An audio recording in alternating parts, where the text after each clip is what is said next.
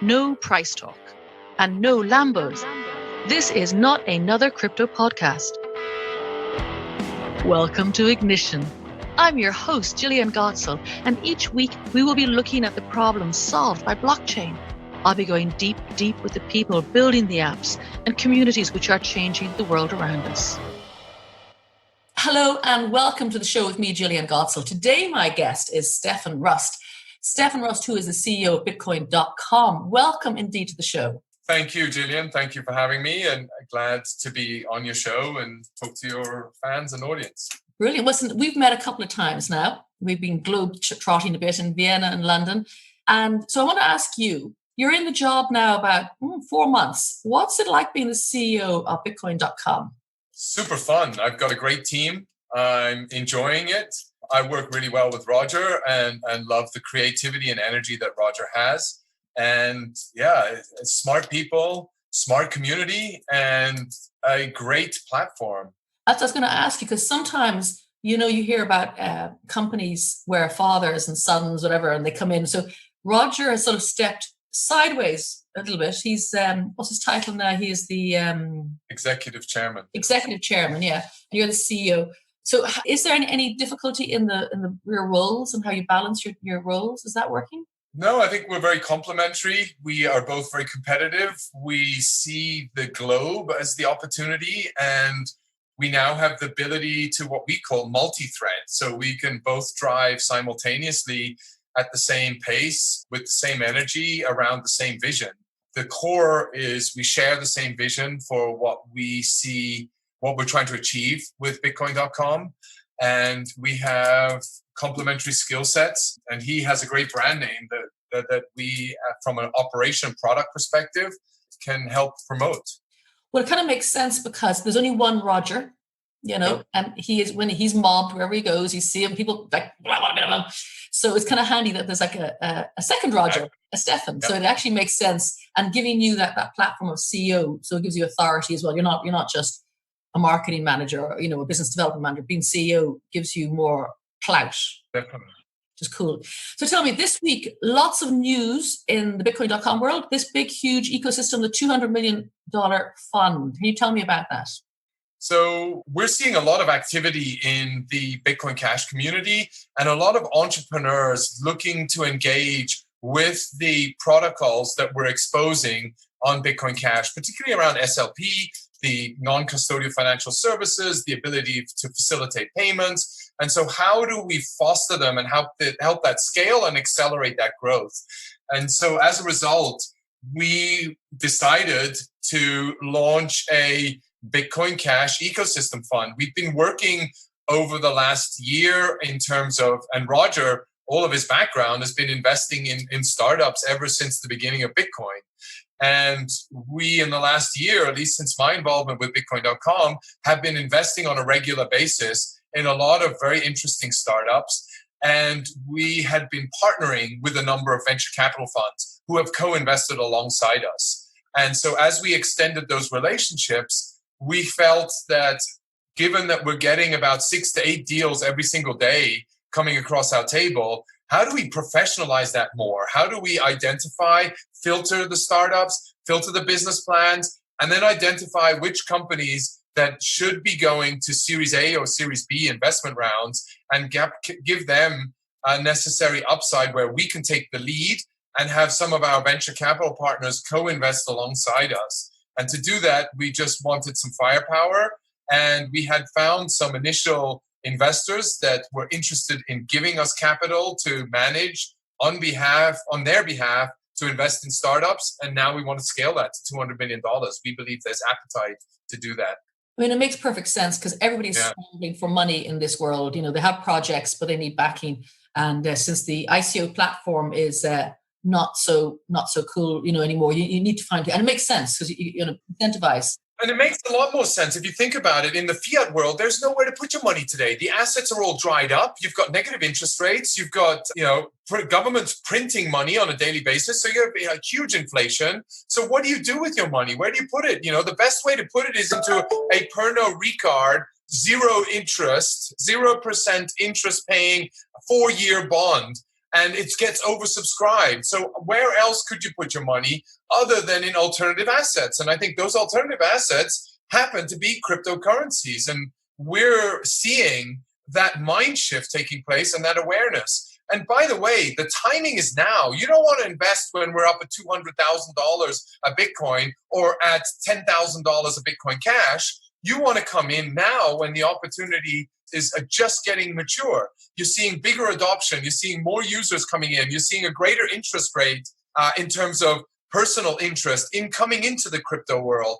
And so if that is already there, that pent-up demand, that pent-up interest, to be able to be at a starting block when it is just growing, because what happens is it grows gradually and then suddenly you're there. And you look at that in the automotive industry, it was the same thing. You look at in the physical payments industry, the chat applications, the internet, all of a sudden it became there and you were immersed in it and you couldn't do without it. And so this is the time to enter into cryptocurrencies, and all of a sudden it will be pervasive. And Bitcoin Cash is going to play a big role in making sure that it is pervasive. I mean, I actually think this move is critical for Bitcoin Cash. And I think it's a very clever move because people are going to follow the money, and it just gives them a chance, because all those bright, smart people. I remember Tim Draper being asked once, who do you think would win, fiat or cryptocurrency? And he went, well, fiat's controlled by, central banks and aging bureaucrats. And cryptocurrencies are filled with young, well, not necessarily young, but bright, intelligent, smart, clever people. So if you're going to also allow them to move forward with the money, it's a super idea. Tell me, where's the money coming from? Are you gathering institutional investment vehicles, or is Roger putting in money, or where's the money being collected from? So we've seeded it at Bitcoin.com. We've seeded some of the funding.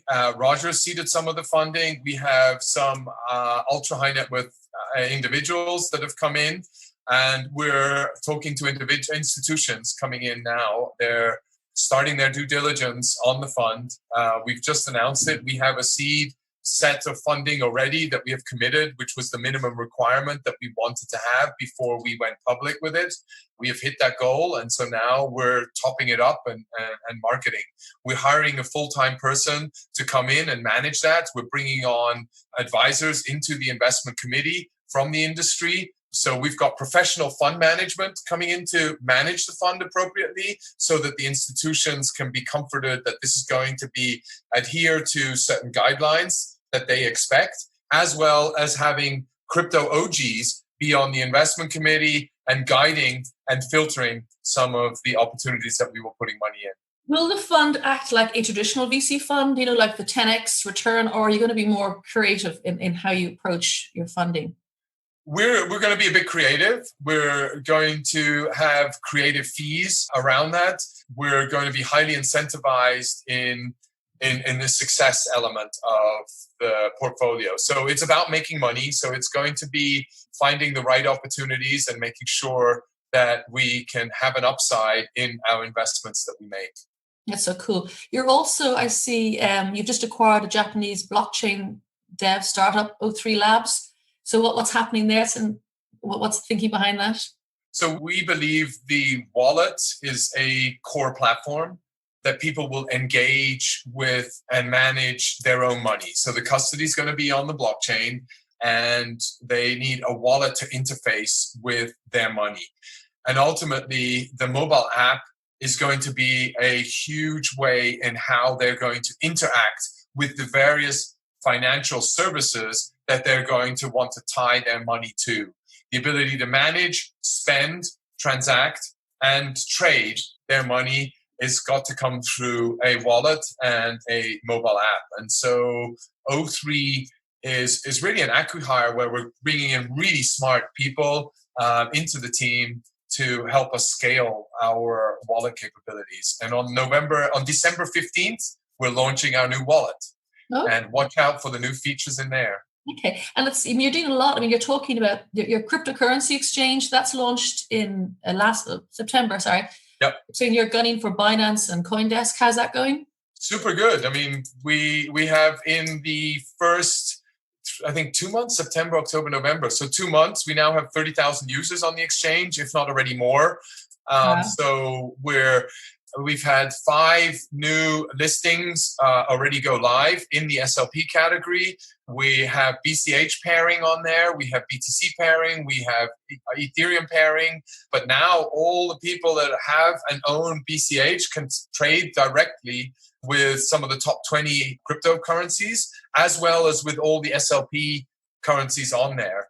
And what we're seeing is the SLP currencies are not only established companies, they're also ERC20 token companies migrating across to SLP to getting listed on our exchange. Yes, cool. And is it centralized or decentralized? This is a centralized exchange. It does have custody of the customer's money, and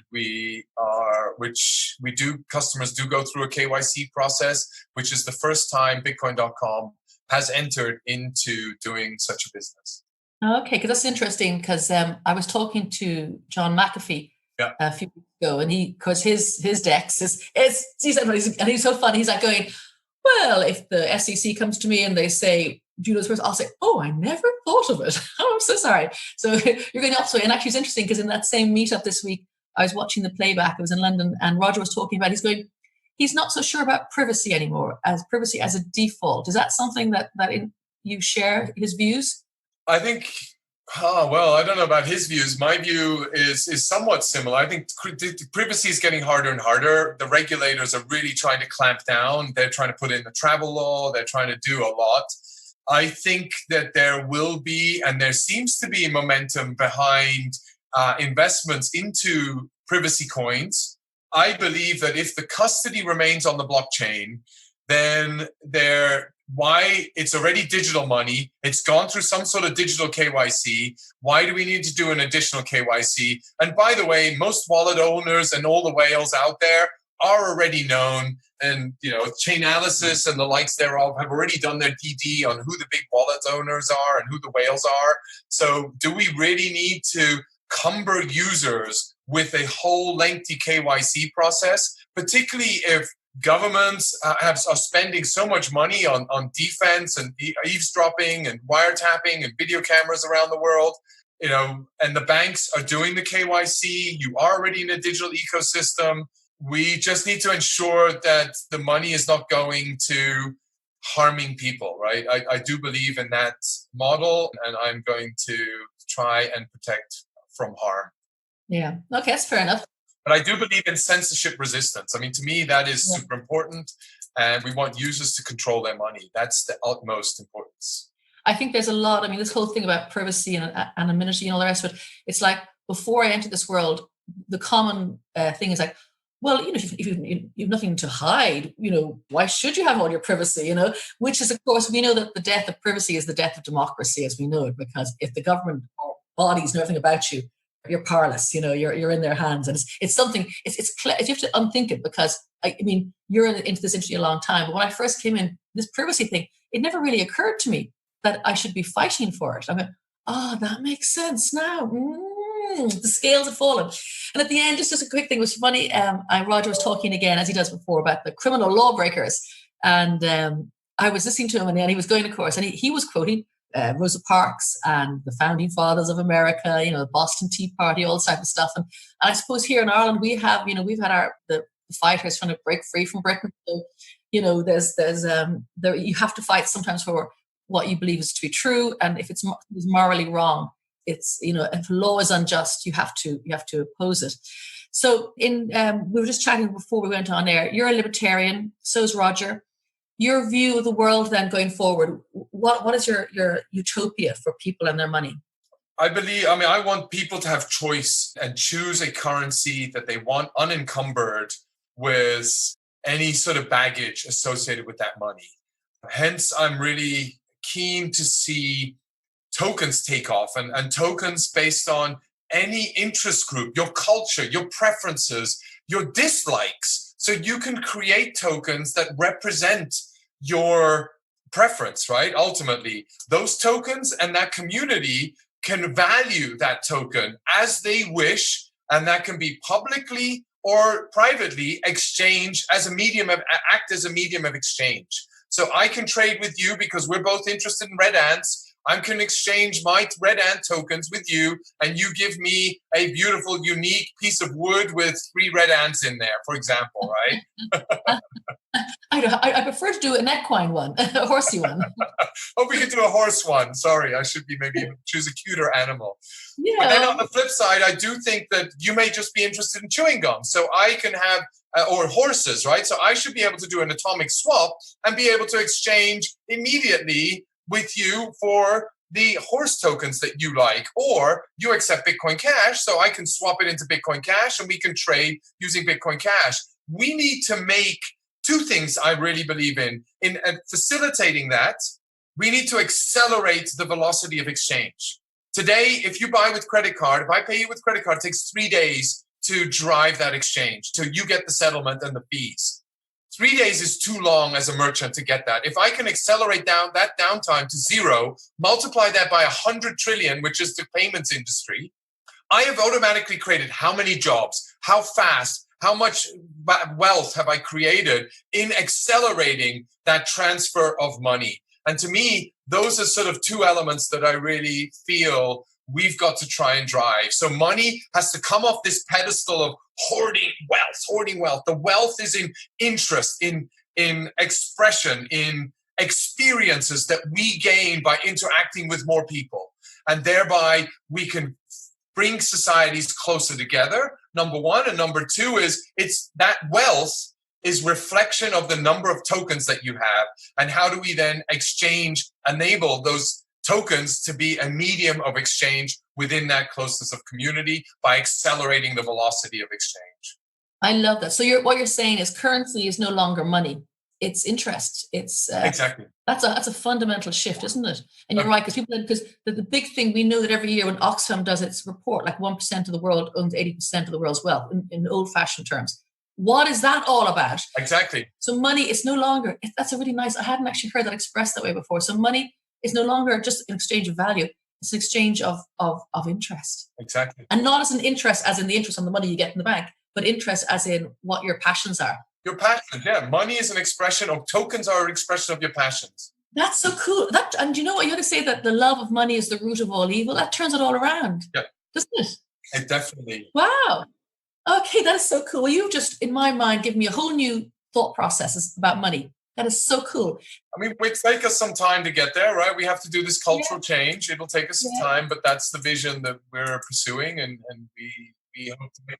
And that means it no longer, because people have issues about money, about whether they can grow up with no money, with too much money, they've got privilege, all these things that are wonky, because money is only the enabler to do what things we want to do, to either buy a house, to live in a house, to travel, to, buy a horse, ride a horse, whatever, all those things we want to do. It's only the expression of it.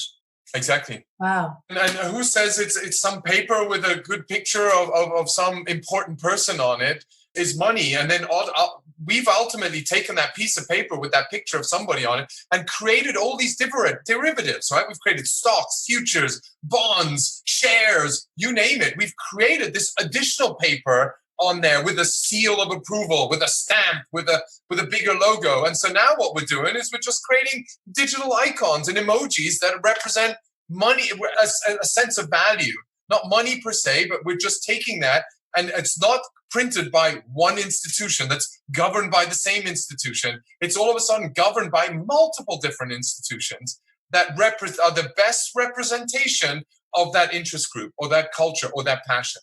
That's lovely. And I love that money is passion. Yeah. Who would have thought we would have come to that conclusion in this day and age? Wow. Thank you so much for your time, Stefan. So we're going to follow up the next announcements in the middle of next month with the new wallet.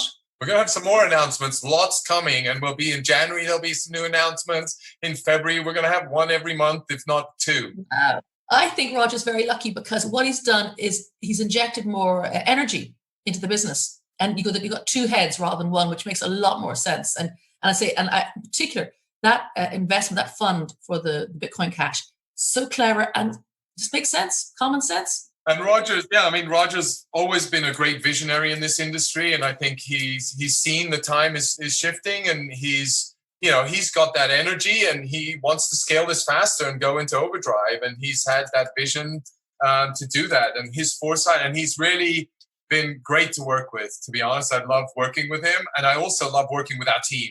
We've got a rock star management team. And if you go down bitcoin.com and have a look at who we have running the various businesses, they're all OGs. They've been in crypto for a long time, and they're super passionate because they see Bitcoin Cash as the original vision and the original early stage developments in where Bitcoin was going to go. And so now they're hyper engaged, learned a lot, got experience in their verticals, and come back to Bitcoin Cash and bitcoin.com. Well, I'm looking forward in particular to see some of the startups to get past the post. Interesting to see what's going to happen there. That will be fascinating. Watch for one of the first ones. They're going to be listed on our exchange.